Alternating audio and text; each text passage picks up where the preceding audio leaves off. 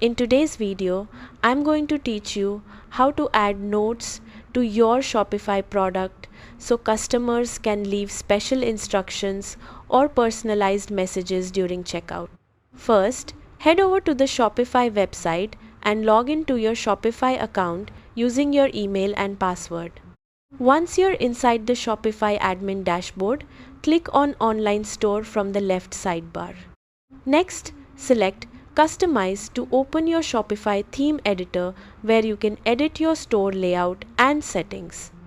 Inside the theme editor, scroll down and click on Theme Settings located near the bottom of the sidebar. Now look for the Cart option and open it. Inside the Cart settings, find the option called Enable Cart Note and turn it on.